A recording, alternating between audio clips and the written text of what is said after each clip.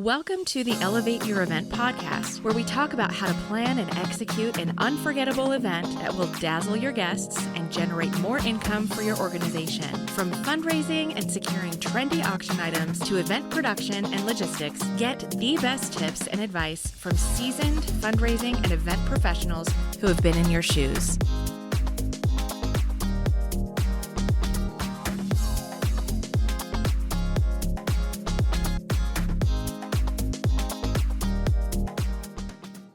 Welcome back to the Elevate Your Event podcast, where we talk about different ways that you can improve the fundraising event that you're running. And we've got some special guests today. We've got Diana Duplanche. Hey. Did I say that right? You did. Duplanche. Yes, Duplanche. I know. Got a That's little so L fancy. in there. Yeah. Diana's on our sales team at Handbid. And then we've got Kristen Wheeler, our marketing guru, who also has been involved in a ton of fundraising events. So we're happy for her to share her wisdom today as well. And what are we talking about today? Oh, this is a good one, y'all. Oh, Event themes. event themes. Event themes. We have, you know what we have? We have ideas for y'all to steal. All our listeners out there. That's why you come to listen, is to steal ideas from us. And we would love for you to give us your thoughts on what you think a good event theme is too. But Kristen, how should we start this discussion? What is the framework under which we should operate today? Well, I definitely think let's talk about types of events, and do all events need a theme?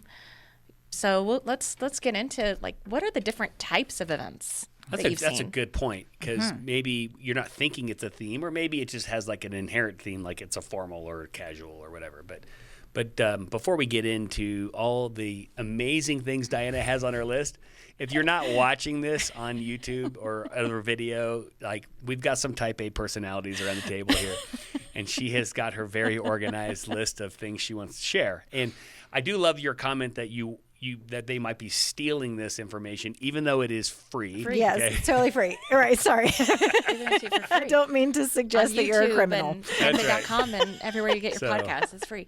It's free. Thank you, Kristen. All right. So when we talk about, you were mentioning types of events. So we're talking about the classic category: the gala, the walk run, the golf tournament. What else have we seen? We've seen a lot of different things. Okay, right. So those would be probably our top three: the gala style, the walk run, and the golf. But in recent years, we are seeing a major emergence of concerts. We are seeing fashion shows. We are seeing bowling events. I know. I went and bowled with the Nuggets. Did you? I did. It What was was actually that kind of a like? cool fundraiser. So what they did is they put a player on every team. So you're foursome, right? Or whatever Yes. you want to call it. It's not a golf foursome, but what do you call that in bowling? Your bowling team? Your Like a league. Your There's- league. you're- No, league is like a group whole of thing. teams. Oh, so right, maybe it's right. just a team. It's I just don't a team, know. and I'm terrible at bowling. so we had three, and then the Nugget is the fourth one. Hmm. And I probably, depending on how much you donate, is depending on which Nugget you get. That's funny. I had to look my Nugget up. That just tells you I wasn't at the top of the list. So if you just bought a ticket, then maybe you get like the water boy. He was super, super nice guy, but no, I did not bowl with Allen Iverson or Jeff, Carmelo Anthony or any of those guys. Wondering why I hadn't heard about this story until now. So this is all coming together for me. But I am a generous person. So anyway, but that was a cool event. I'd not seen that theme before, and that one worked. And then the funny thing you mentioned is concerts, and I should have said that because I just ran a fundraiser Yeah. that was a concert. What the heck? So Well, I think that's interesting with concerts, because when I think of a fundraising concert, I think of like a big benefit concert that you see on TV with famous bands. And you had a fairly famous band We at did. your event. But let's say I want to run a concert, but I don't know the A-list bands, or I can't afford the A-list bands. How would you put on a concert as a fundraiser? it's tough because you've got to say, okay, so first of all, if you're going to pick some sort of band, you're likely going to pick music that you like. Just make sure that it's music that everybody else wants to hear. And that was an interesting conversation for us. I'm a big country music fan. And so we were saying, okay, well, who do you want? Do you want up-and-coming country? Do you want classic 90s country? Do you want something in the middle, 2000s country? And they're like, okay, well, who's coming to our event, like in terms of age range, and what kind of music are they going to appreciate? And I think you got to factor that in a little bit when you're doing a fundraiser, because if I'm bringing in a 21-year-old up and coming country act, I don't think, the folks that are coming to our event typically who are in their 50s and 60s, who are ready to write checks, they'll probably write the check anyway, but I don't think they're going to be like really excited about that. But we brought back the frontmen of country. And, those were the lead singers of Restless Heart, Lone Star, and Little Texas from the 90s. And so that was definitely, getting more in tune. They can remember the hits, and they kind of jived with that. So it is tough because there's a lot of different, bands that you may like. And if you're like a grunge rocker or you like some other type of music that isn't widely liked, it's going to be hard to do that concert unless you feel like, yes, I can fill the room with people that are going to enjoy this music and also donate at the same time. Right? The key is to donate. And maybe it's not a straight donation. Maybe you'll try to make all your money on ticket sales. It's possible. That's an expensive ticket. It could be. I mean, that was the other thing we had to figure out was, do I want a lot of people at a lower price or do I want a few people at a higher price? And we went the fewer people at a higher price route. We felt like we wanted to make it more intimate. We thought it would be more fun. If I have somebody spending $5,000 on a table, which we did, I want to make sure that they have a great experience. I don't want 2,000 people standing in front of them at their private table kind of thing. So, and we've had some clients that do concerts, and they do really high-end concerts, and they bring in national acts, A-list acts, but there's only 500 people in the room. And they're raising millions of dollars. That tells you what these 500 people are spending. So that is the other approach. But I've been to benefit concerts where there's 2,000 people out there in the venue, and they're paying $50 for their ticket or $100 for their ticket. So it's quite different. Yeah. Interesting. Yeah. But yeah, concerts are fun. They are mostly outdoors, so keep that in mind if you're doing that. Yes. Weather. Yeah. So fun that you can't control at all. No. Zero. Since it's snowing again. Oh, now the sun is out. This is what it's like living in Denver. It just was snowing. It was snowing when we started, and now it's sunny. Now the sun is out. Love it. Wait 5 minutes. That's right. And so the last one that I have on my list here, my Type A list, which I'm not afraid to admit, is the taste of. So we are seeing a lot of organizations gather the local chefs who are willing to participate in that fundraising arm. And I'm seeing a lot of interpretations of this. Sometimes the chefs will go and have their own peer-to-peer page first, and then it'll be a competition. Who can generate the most money for the organization beforehand? And then at the event, they have their own kind of tasting booth, if you will, where the donor can come along and taste the item. They can donate to the chef to then increase the value of their peer-to-peer kind of idea or value that they're bringing, and then they just get to eat all night, eat and drink at these different stations. Yep. So those are some of our ideas on what types of events there are, and some of those are kind of unique, right? I mean, taste of the fashion shows, the bowling.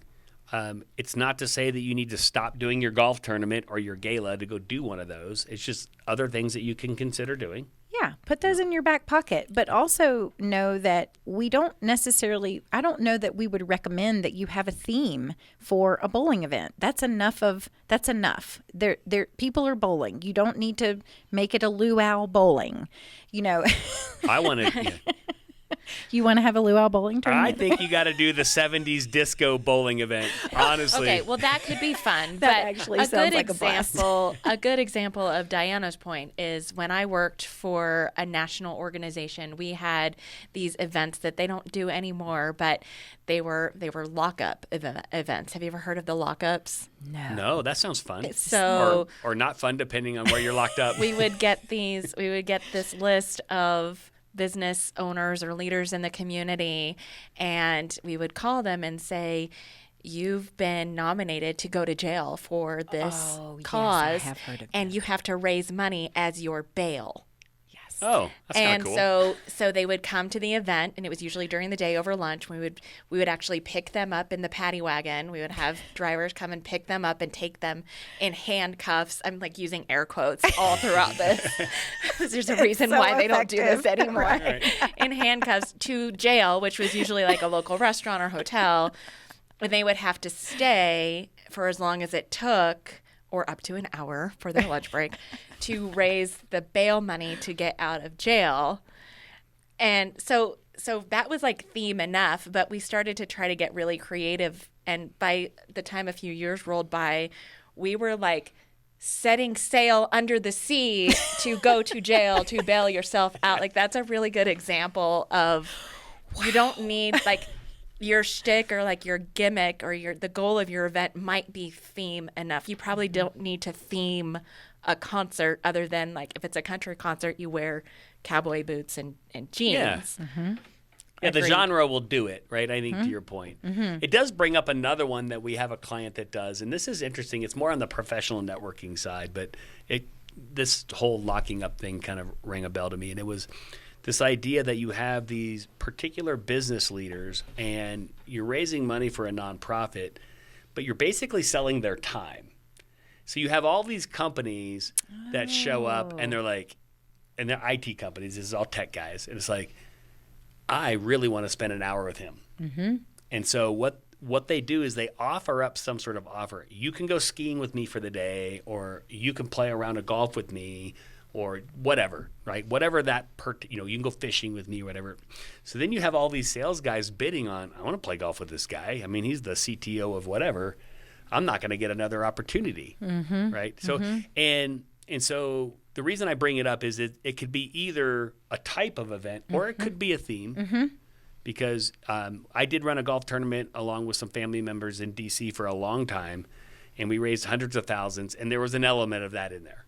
Yeah. Okay. And there was an element where you had lobbyists who were able to say, I definitely need to spend one-on-one time with that person. We'd be like, okay, well, you can buy a foursome for $10,000, and we'll put a chief of staff of this congressman in there.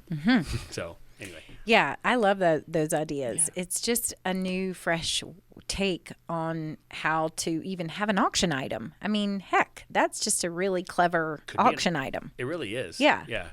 But it was the theme around it is really like all of the auction items in one of these events is kind of centered around that, which is kind of cool. So, yeah. Anyway. Very. Okay. So while we don't recommend the under the sea golf tournament. You don't need a luau themed golf tournament. You really don't. Would it be fun? Sure. But is it necessary? That's really what you want to ask. Does it add value to your event? Right. And you do need to be a little, if you get it too gimmicky, it gets tough. And does.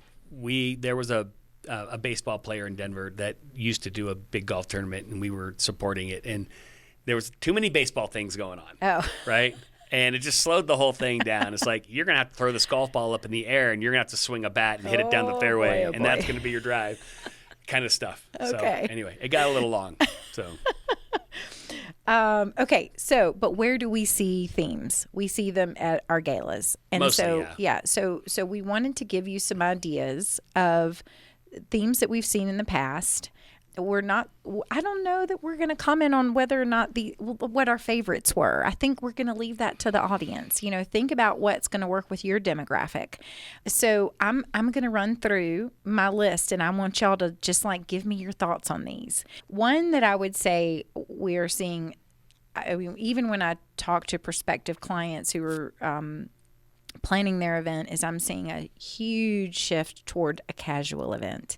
And so some titles around that this is all the same event, by the way: denim and diamonds, stilettos and steins, and boots and bling. Okay, so all of that is pretty much the same way of saying, let them wear jeans to your event. That's exactly right, Jeff. We live in Denver. Right. And wear jeans to church here. Oh my gosh, it's like my husband's favorite. We moved from DC where everybody dressed up all the time, and I loved it. And then Guy came to Denver, and he's like, "Can I wear jeans?" And I'm like, "Yes, you can." So, but to the point of, you might even say, call this date night attire. And I've even heard it called, if you live in a preppy area. And look, I'm not judging preppy. I love preppy. So if you want to call it something else, I've heard it called snappy casual. So what do you think of that, Kristen? Yeah, I was just thinking that's so good, because so many people will see business casual or black tie optional, and especially for the women, it's women. What does that mean for me? I've got to go shopping. Yeah. I can't pull something from my wardrobe. I have a date night couple of outfits. I like that wording for dress. I do too. And you think about like trends now, especially if you're going to do your event on a Friday night and you're going to do a formal, you're asking people to come home from work, make sure the kids are fed, get the babysitter in place, put on a suit, and go back downtown or wherever else. It's tough. Right? So if you can take an element out of that, it can help. Yes. I think for sure. Yes. Okay. So we're seeing a trend towards casual, but that's also taken through to how people are sitting down at those events. Yep. They're not sitting down. They're standing up. And I remember, y'all, I'm really going to take y'all back here to my dating years. I was planning a party with a friend of mine who happened to be married, and I wasn't married yet. And she was like, well, where are everybody going to sit? And I said, single people don't sit. Like we don't sit down. What do you mean we're not going to sit it down? But that's like the point is that people want to mingle. They don't want to come to your event and sit at a table. Maybe if they're eating, sure, for 10 minutes, they're going to sit down with their plate of food and their drink and all that. But what if they want to walk around with their appetizer plate and they can have their drink in another hand and they have their phone in their handbag or their back pocket? That is what people want. They want stations. They don't want to sit down. It's just kind of lends toward more social. Leave the plated dinner for your wedding and right. Let the fundraiser happen a little bit differently. So I agree with you. I just think that it kind of rolls into that casualness that we've been talking about. Yes. So it's hard to say we're not going to talk about food because all of your event, when you talk about your event being more casual, people are rolling in boots and jeans.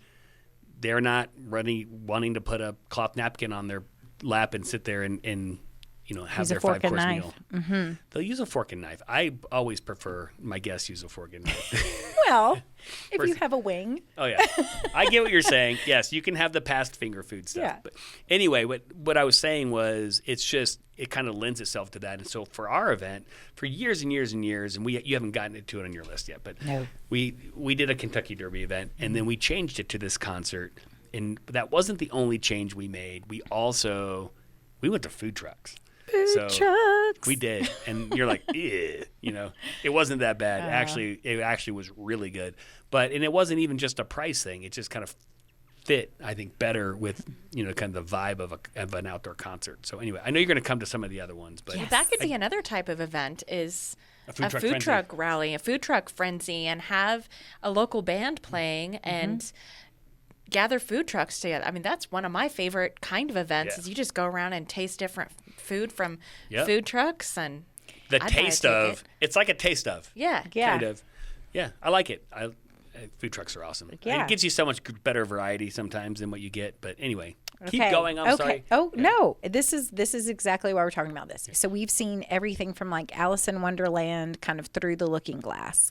You can imagine the production involved with that. And the colors. Yeah. And how do you want to do a step and repeat?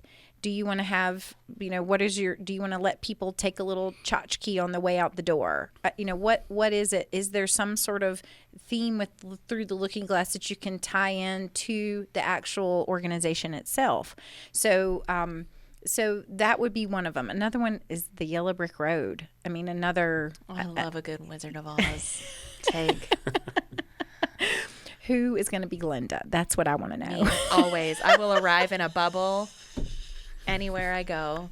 Oh my God, I love it. Pirates of the Caribbean is another one we've seen. Yep. A big one that we see a lot of is Roaring Twenties, The Great Gatsby. I mean, who doesn't want? Talk about. Please have a swing band or a big brass band at your event if you're going to do that. By the way, yes, you must, and you have to have specialty cocktails. I mean, it's all about the Prohibition era. Can you make it a speakeasy? We had an event. We did one. We did one for downtown, and it was really cool. And you walked into the event, and it was this giant wall. Okay, it's the best you can do. Okay, it's not like the cool speakeasies at the Cosmo in Vegas, but it was neat, and it looked like it was like just a fake storefront. Ooh. And you came in to check in, and then there was like this little passage you had to go through to get into the real event. And they did a really nice job with it. That's very fun. I'm just picturing people in their cars right now Googling speakeasy at the Cosmo in Vegas. There are 3. There are 3. And I don't want to spoil it for you, but there are 3 you need to go find at the Cosmo in Vegas, and they are the coolest places. And way cheaper than gambling for sure. You heard And it here first. I can tell you that he speaks from experience. Yes. Yes. A recent experience. Yes. Okay. There's also a secret pizza restaurant in there, but it's not really a speakeasy. Ooh, secret pizza. It is called Secret Pizza. Okay, this is new to me. Yeah. Okay, another one we see a lot of is Phantom of the Opera. So everything is very elegant. It's black, it's silver, it's gold. It's, you really can carry that through. And if you want people to wear masks, I mean, you can supply them with a black mask or a white half mask. I mean, Yep. those aren't going to be too expensive either. So that's something else to consider. Another one we see, which I would love to have just been a fly on the wall to look at this one, Under the Big Top. Okay, so Kristen, what do you imagine is happening at the Under the Big Top Under the event? Big Top, I picture red and white stripes and tassels, and maybe you bring an elephant to that. I mean, What are you saying, woman? I've been to something similar to this. There were lots of people on stilts. Yes. Oh yeah, yes. Seen that. That's right. Okay. Yeah, and like yeah. headdresses Okay. and no clowns. Okay. This Many one people are afraid was, of clowns. Keep that one down. Yeah.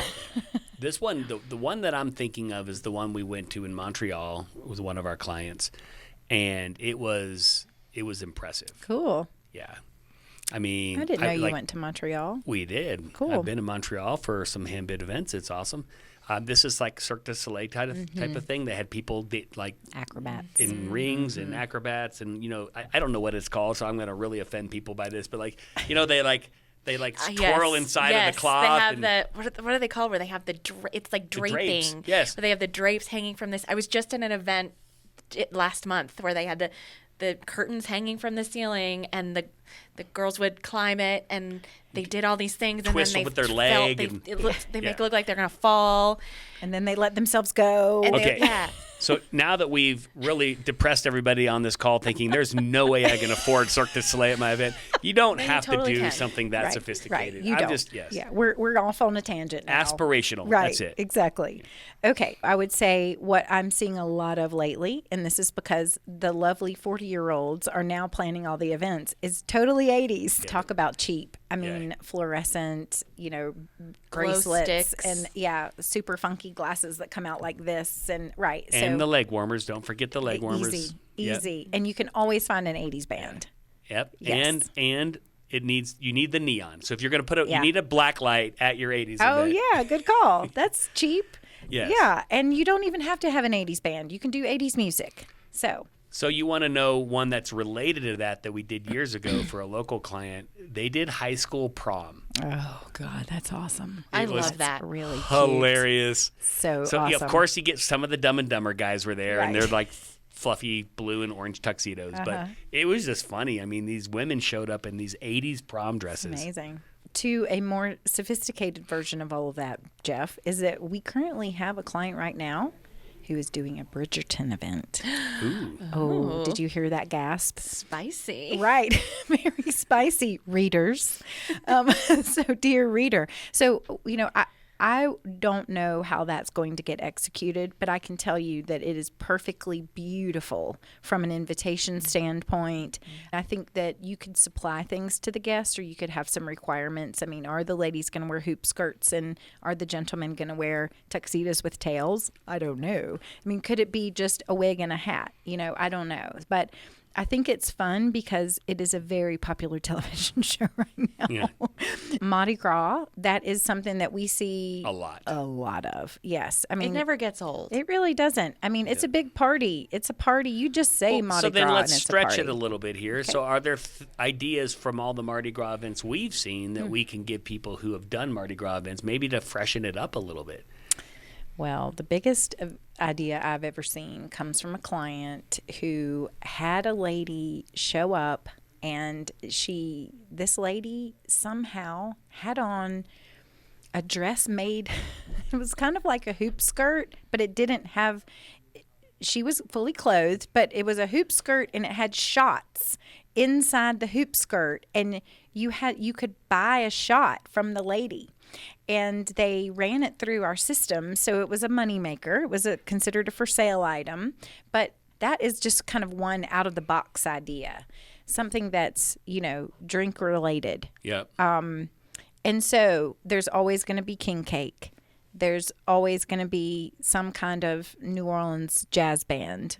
There's always going to be beads. But what else? Turn your king cake into a raffle, please. Okay. Although we hate that word, and it's not anything you should do online until a future podcast when we tell you how. It's coming. Prize drawing, game of champs. That's right. Prize drawing. Don't have to pay for the piece of cake, but you have a suggested donation of $50 a slice, and then whoever finds the baby, it's baby Jesus, little baby Jesus. Okay. That's right. right. You find the little baby Jesus, you get some sort of prize. I love this. Yeah. This is really very fun. Yeah. That kind of stuff we've heard of. And, maybe change up your menu a little bit.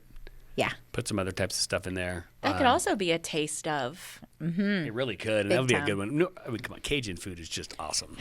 Honey. So. Yes. So speaking of really good food that you can have at your event is always around a Kentucky Derby event. So Yes. you have run I've heard of Derby one of event, those. right? How many years now? We ran our event as a Derby event for 14 or 15 years. Oh my gosh. Yeah. And so what were some of the food items that you would always have? Well, I mean, we wanted to go. It depended on, I don't know, we evolved. But like in the very beginning, we tried all the Derby stuff. Like, oh, we're going to have Derby. So obviously for the drink, you do a mint julep. Okay. And so we'll talk about the mint julep in a second because that one requires a little bit of discussion.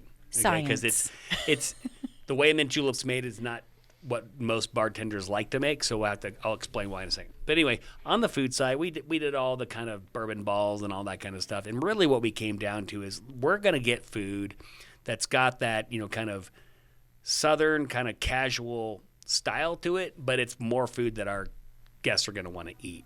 So, I mean, probably one of the most popular things we ever served for the appetizer was fried green beans. People loved them. Oh my God, but, that we sounds had awesome. fried chicken. We would do, we moved to stations pretty quickly. We did, we never did a plated thing because Derby, like everybody's kind of running around at our event, and it was a family event, so we had kids that came Yeah. because it was in the afternoon. The Derby is tough because it is at a certain time. And so you don't really have a lot of leeway around that. In Denver, these horses race real close to 5 o'clock p.m. And so once it's over, you can do other things, but you really need people there in advance betting on your horse race and doing stuff prior to 5. So you really have to start it around 3. So most people don't want to get a babysitter at 3 o'clock. So we had them bring their kids. And so we had bouncy houses. And so everybody's running around. So the buffet thing, it just created so many long lines, and we hated it that we got rid of that. We went to stations, and it was awesome. And so every year we would kind of go through and kind of decide this is what the menu is going to be. But anything that was kind of finger foodish, to a certain degree. Mac and cheese bar was always really popular. Oh, fun. That kind of stuff. And the kids like that stuff too. Yeah, for sure. So, but we did betting. In Colorado, betting is illegal. So the way we did betting was everything at our event had fake dollars. So when you came in the door, your dollars could be converted into, fake money at the event, kind of like a casino night would be, which we never talked about. But Oh, how did I miss that? Yeah, go put that on Y'all, there. I'm sorry. Yeah. Okay, I'm really failing we'll talk here. about that later, Diana. Okay. We'll have a casino night. Okay. Yes. But a casino night, like, in most states you can't legally gamble. So what you end up doing is you have to have a currency that's worthless when they walk out of the room. So we did that. So the betting was fun. We had betting software we wrote ourselves, and it would calculate out kind of what the odds were at the event. And people loved it, right? They'd come in the door, they'd buy some packages that included some prize drawing tickets as well as some fake money, and then they would go place their bets, and we had a betting window at the horse race and that kind of stuff. And then we would watch the race for, that classic 2 minutes, the best 2 minutes in sports, Derby. And then and we'd pay people out, and then that money could be used to offset whatever you spend in our auction. And so that worked out well. And then if you wanted Want to know why there's a discount field or a credit field in Handbid? Well, that's why. It's been there since the beginning. Nice. So you can apply your, fake dollars against your bill. I liked it. I mean, I think it was time for us to make a change, and the main reason why we made a change is we lost our date with our venue because they double booked us. But you had a hat contest, did you not? We had a hat contest and we had a seersucker suit contest. Ooh, I was unaware. We did. I love this. The funny thing about Denver is getting people to wear seersucker suits in Denver is actually really difficult. Yeah, okay? not going to happen. So the seersucker suit thing kind of went by the wayside. But if you won the seersucker suit contest, normally we would have like Diageo donate a really nice bottle of scotch, or we would get a cigar company to donate some cigars, and that was kind of a fun prize. But we only have 3 guys up there out of several hundred, Right. like doing this. The hat contest, though, we'd have dozens of women up there. Yeah.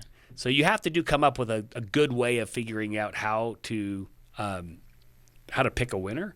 We actually turned it into basically a little mini fundraiser. So we would, when you came in the door, if you were entering the hat contest, we would snap your photo, and then we would basically on the fly create an item. Wow. That was a for sale item for whatever you wanted to raise, $5, $1, whatever. I think we set them at $1, and that would be your vote. And so you could vote by spending money. And so if I wanted to vote for Diana, and I'd kind of flip through. We had women, we had girls, so they were separate. So so the women could go through and they, I pick you. I would say I'm going to donate $7 towards Diana, and so that's how we figured out who won. So we've had voting in our software in that fashion for a while. And so that worked out. Always had a silent auction. We had a live auction. We had a drawing. Lots of different ways to make money. We raked the horse race. So we took a little bit off the top of what people were betting. Oh, very nice. Yeah. Okay, so before we forget, what is the story about the mint julep that you want to share? Oh, the mint julep. Okay, so mint juleps so if you think about how most drinks are made, it's usually a shot of this or a shot of that. Mint juleps, it's 2 ounces of bourbon, or in some cases, depending how you're making it, 2 shots. And most bartenders, especially at some of these public places, will not do a 2-shot drink. And so what was happening, you have to kind of work it out with them. So one year, our well-intentioned caterer decided, well, I'm just going to pre-mix everything, and then the bartenders can't complain about it because the venue provided the bartenders.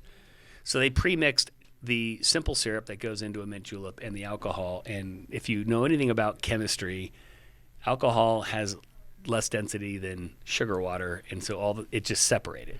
So what was happening was the first 50 or 100 drinks they made were super sweet because there was no bourbon in it, and then the last 100 drinks they made were pretty much just shots of bourbon. Nice. So don't do that. Yeah, okay? don't do or that. You've seen those things that just and I'll be there right away. just constantly mixing. They get the thing that constantly mixes shake. it. Anyway, but we had plenty of fights with bartenders over it, and so it became a little bit tougher, with the mint julep. And there's really no way around it. You cannot make a mint julep that's a shot of bourbon and simple syrup. It's just too weak. So anyway, that was our think fun about challenge. that in advance. That's right. 2 shots. Okay, I love all that. That's great advice. Okay, so one idea that we were talking about earlier is something that we're seeing too, something along the idea of, imagine this, a flip-flop gala. Yeah, we do one every year. I love it. Tell us about it. What is a flip-flop gala? Well, so you get to wear flip-flops. Men and women. So men should get pedicures too sometimes. Yeah. That's my first thought is that I do not want to see some of these feet. Yeah, Male or let's just female, say but it. Let's just say there's it. some So- added maintenance. Hey, we had date night, and my wife and I went and got pedicures. And Okay, so are you wearing are you wearing a suit and your wife is wearing a nice gown and also flip-flops? some people were like that. Okay. I did not wear a suit, but I wore dress pants, dress shirt, flip-flops. Okay. Now, a couple guys showed up in shorts Okay. because this is Denver, and, it's up to you. Flip-flop gala to me didn't mean beach gala. It meant flip-flop gala. But the whole point there is, hey, it's a fundraiser. It's at a nice hotel. We want it to be classy to a certain level, but we don't want you to feel like you got to show up in a tux. Yes. So when they put the word flip-flop in there, I think their intention is we want to remind people you don't really have to super dress up for this. Yeah, and I'm hearing, actually, as you're saying that, I'm thinking about some clients I've talked with who use the word ungala. Like, that is a phraseology that I'm hearing now, an ungala, because they want you to feel relaxed. Yet another bullet point under that would be a black ties and tennies. So especially if you are an organization who's raising money for sports, sometimes that's something that, and there's all kinds of sports, but right? So you can really drive through that, bring your athletic shoes, but dress up and dance the night away, but in some comfortable shoes. So that's another one. Yeah. No, and look, I would think most women would appreciate that. Oh my looking gosh, at what honey, I'm here some for of it. you ladies wear. Maybe some blinged out Converse. God bless you for trying to dance in those shoes. I tell you what. No kidding. Okay, so now really quickly, we see a lot of casino night. Yeah. I think it's important to mention because there's a lot happening at casino night. Yeah. I mean, you've got to go hire the group that brings in the tables. They have to have each table has to have a man or a woman executing the game. We added that to our derby once. You did? Yeah. How did that go? I'm not hearing good things. My guests loved it. Oh, I mean, did they really did. It was just another thing for them to do. But Yeah. I mean, at some point, like, you might as well just bring in the elephant and the, I mean, it becomes a circus if you have too many things going on. So we got rid of it. Yeah. So if it's just a casino night, we have a couple sports clients who do a casino night, and it's wildly popular. Because maybe if you've got some sort of celebrity that can go and you sling up next to Alex Ovechkin, then to play a round of cards, that's pretty cool. Yeah. And so then there's prizes that you can exchange your fake money for. But we do see a lot of that. And we also see it paired with mobile bidding a lot because nobody wants to leave their casino table to go write their name down on a paper bid sheet. So it is something that goes really well with mobile bidding if that's the direction you're going. Okay, so the last two things I want to mention, y'all, are pretty specific. The first one is a whiteout. So a whiteout this can also be a very elegant event, as you might imagine. But you do have to, you might have to have the right venue for it. It might have to be the right time of year. I don't really imagine a whiteout taking place in the fall, right? I do see something in the winter or in the hot summer, right? You and I did one down in Orlando. It was the theme one night. Yeah, and that was in January. It was. And everybody, beautiful. Yeah, everybody was dressed head to toe in white, and it was just everything with white curtains everywhere, and the white bar. right. Everything was white. Yeah. It was pretty slick. It was cool. It was really beautiful. So then imagine, your invitations can, your site, no matter what, the technology can, the right technology, you can use a theme to carry through your event landing page. And so you're mentally preparing your guests for what they're going to see when they show up at your event from your event landing page. So it's like just giving them just a little sip of the big cocktail that's coming later, right? When they see your event landing page and everything is gorgeous and white, or everything is Bridgerton.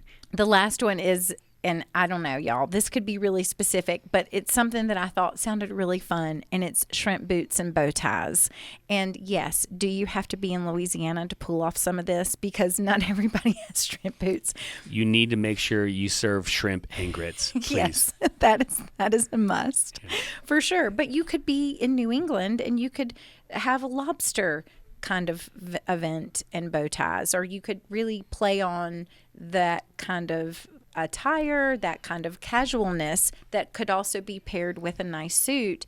Or, and the ladies wear bow ties in their hair. Bow ties could be on the backs of your chairs. They could be, in all kinds of places. So I think people get excited about that. There's something that is invigorating about thinking about going to the special place like that, a special event, especially if it's raising money for something that you love. That's cool. That's a cool theme. Yes. What was your favorite, Jeff, that you would say of all the things we listed? Well, I am partial to the Kentucky Derby just because I did it for so long. And before the Kentucky Derby, I actually had a party that was a Kentucky Derby. So I still love the Kentucky Derby. And every year now that we don't do it, I get a million Facebook posts or texts or whatever from people saying, really miss your Derby party. What the heck? Right. Bring it back. Anything where I think you guys can, I've seen Super Bowl ones, anything where you can kind of rally around a fun event that people can enjoy. The thing I like most about the horse race is that it's only 2 minutes, so you're not really obligating people to focus for too long. But any of those types of things I think work really well. One that we haven't mentioned that we just did last summer was there was a beach party. Cool. Yeah. That is a good one. Yeah. Yes. And does it have to be on the beach? Well, this one was. Oh. Bring in your own sand. But we did do a fundraiser in Denver. And I don't know if this venue's still around or not. There was an indoor volleyball, beach volleyball venue here in Colorado. And they had some outdoor ones as well, but they had indoor. And it was all sand. And so you had to show up in your flip-flops and your shorts. Yeah. And there was a little volleyball tournament that went on, but it was a fundraiser, and that was fun, too. Very cool. Yeah. Yeah. Well, there are so many. I mean, there's just so I've been to video game tournaments and things that are we got a bunch of workers from this association together, and they organized a Wii tournament, like a Wii tennis or Wii bowling tournament back when Wii was new. And That sounds like fun. Yeah, super fun. And we had things to do for them around that. I love a good gala. I love a good theme. All of that, like the whiteout and the under the big top, just makes me want to throw a party. I think anytime you have something that people can get excited about dressing up for or dressing to theme for, and maybe even have like a signature cocktail for, is always a good time for me. A whiteout flip-flop gala with a speakeasy. I think we just created some new event. A whiteout casino night. There you go. Awesome. White and black chips. We could probably go on for days and days about the different kinds of themes that we love and themes that we've seen. And I think we'll definitely have to put together a blog post and put it in the show notes for maybe different themes that we can. We probably missed some. Yeah. And so if you're listening to this and you have a way cooler theme than what we list, why don't you tell us about it? Yes. I love that Yeah. idea. Then Diana will show you how you can take that awesome theme you created and actually make a really cool mobile bidding experience out of it. And your awesome event landing page that's going to excite your guests about coming to your event. That's right. Love it. Awesome. Well, thank you, ladies, for joining me today as we talk about event themes and event types. It was fun. It was fun. Thank you for having us. Yeah, and we will be back soon with other amazing event ideas that we can share with you guys to make your event even better. So thank you again for joining our podcast, and we'll see you next time. I'm ready for Jeff to make me a mint julep. Sounds good. 2 shots. 2 shots.